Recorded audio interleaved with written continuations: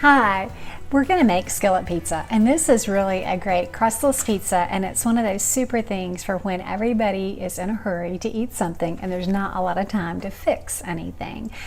This is stuff that you probably will have on hand, and I'm making this the way that Grace likes it, and so most of what I cook is for Grace anyway. And this is something that is so simple she can even do herself. You start with mozzarella cheese, and I nearly always have shredded mozzarella in the freezer. In fact, I pulled that out of the freezer for this. I'm using a fairly small skillet. I'm guessing this is like an 8-inch skillet.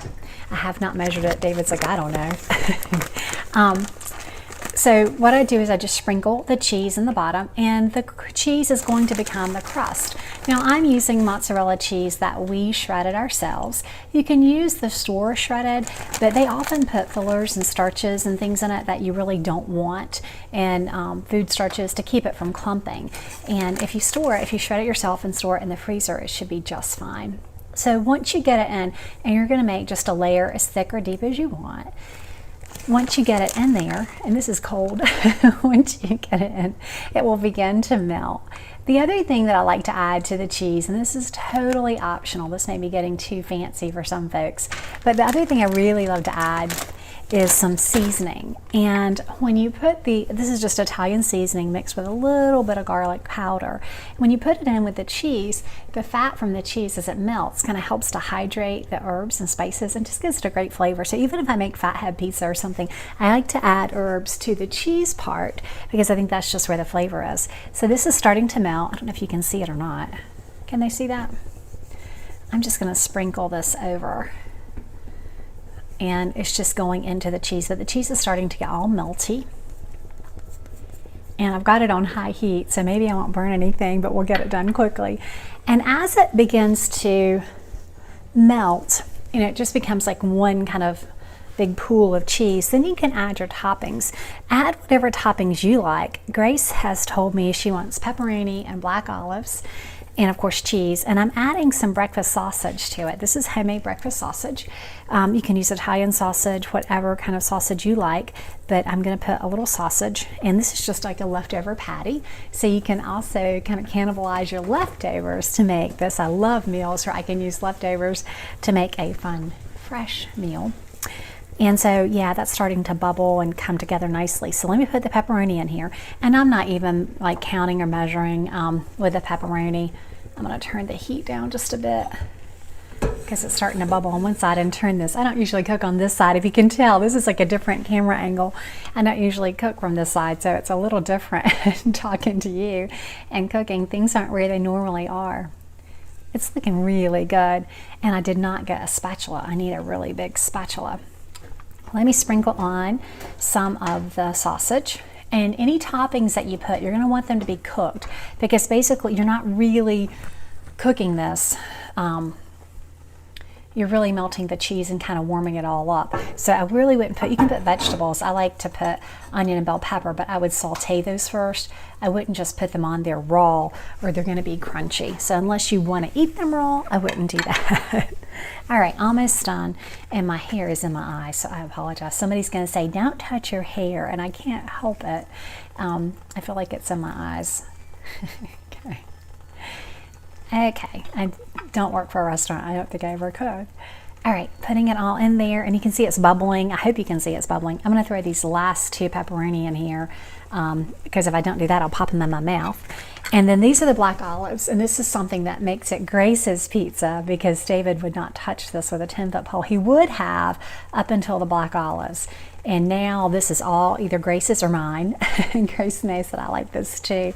And when you let this go, you can also cover it if you want it to brown, but the crust is going to get firm enough. You can actually cut this with a pizza cutter once it cools. So you want to put it all in there.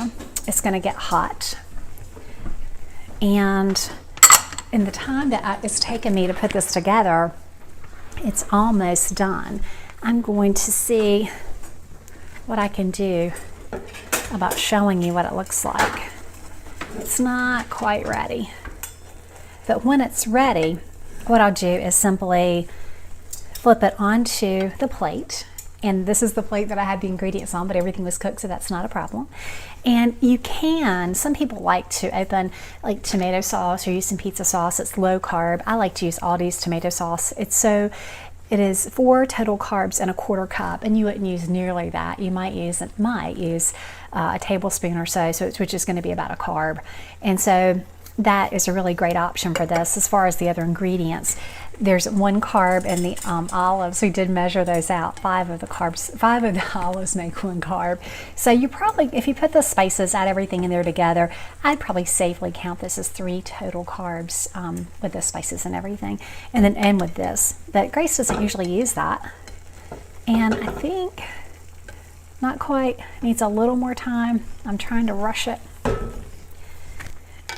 But when it's done, like I said, you can use this. Now, you can't use this pizza cutter with it until it cools. So what I'd have to do is take it up and let it cool before I can show you the pizza cutter. And let me pause while this finishes, and then we'll show you what it looks like. Okay, we let it cook for just a little bit more, maybe just 30 seconds, not long at all. And you can tell it's done when the crust really is set up and you can start to lift it. You could probably flip it like a hamburger if you wanted to, but that's when it's starting to be done. Now you can cook it beyond that and make it more crisp if you want to, but you don't have to, but you can, well, you can't see. When you're doing this yourself, you'll be able to see that the crust starts to brown up a little bit on the bottom. I don't think I can show you, but it does brown up. All right, so it's really warm, and I'm just gonna pour it onto the plate like that. And that's it. Now, I'm gonna have to let it cool before I can cut it with a pizza cutter, but I have my helper in the kitchen, and she is ready to give this a taste. So I've made this for her before. Gracie, do you mind it not setting up, or do you want to wait? I'm good with it. And yes, those of you who've been watching Gracie grow up for the past 1.5 years, she is now taller than I am, and I know somebody's going to comment on that too. It's my baby girl. Okay, you want me to cut a piece for you? All right, I got you a piece of sausage on there. I got you an olive. You know, you got to get like the optimal bite, right? Mm-hmm. All right. Oops, uh-oh. Banjo gets that, or Winston, whoever gets here first. Mm-hmm. What do you think? Does it taste like I usually make it? I've never made it before. Oh, Grace Sullivan, I have made it for you. Pizza Skillet, we make this all the time. You've made it for yourself. Okay. I don't know whose child this is. We make this all the time. Anyway, I was going to show you how you can cut it with a pizza cutter. You want another bite? Actually, you're going to probably take this away from me, aren't you?